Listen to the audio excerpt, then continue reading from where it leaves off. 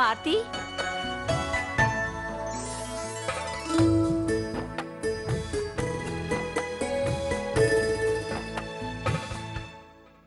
నేను చెప్పిన మాటలు నీకు గుర్తున్నాయి కదమ్మా? ఉన్నాయత్తయ్య. మీరు చెప్పినవేవీ నేను మర్చిపోను.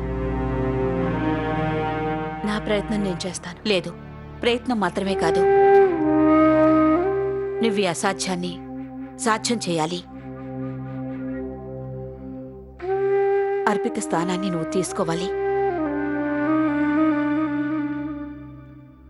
యశ్వంత్ మనసులో ఎలాగైనా నువ్వు చోటు సంపాదించాలి. ఇదే నీ తక్షణ కర్తవ్యం. చూడు, నువ్వు మంచి కోడలి అనిపించుకోవాలి. పిల్లలకి సవతి అమ్మ నుంచి అమ్మగా మారావు. ఇక నువ్వు నా కొడుక్కి భార్యగా మారిపోవాలి. నాకు తెలుసమ్మా, నువ్వు ఈ పన్ని తప్పకుండా చేయగలవని నాకు పూర్తి నమ్మకం ఉంది. కానీ అత్తయ్య, యశ్వంత్ గారు. నాకు తెలుసమ్మా,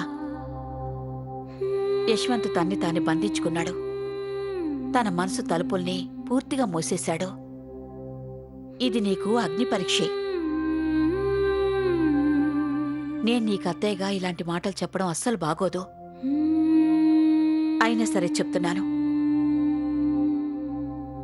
చూడమ్మా, భార్య అసలు కర్తవ్యం భర్త మనసులో చోటు సంపాదించుకోవడం.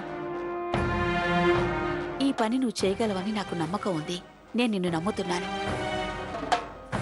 ఈ పని పూర్తయ్యేంత వరకు నువ్వు మాత్రం ఇంటికి తిరిగి రావద్దు. అత్తయ్య, ఇప్పటికే ఆలస్యమైంది. ఫ్లైట్ వెళ్ళిపోతుంది. నువ్వు నేను మళ్ళీ మాట్లాడుకునేది ఎప్పుడో తెలుసా? నువ్వు నా బిడ్డని నీ సొంతం చేసుకున్నాక, అన్ని విధాలుగా.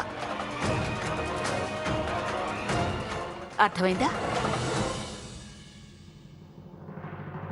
ఇక వెళ్ళు, వెళ్ళి కారులో కూర్చో.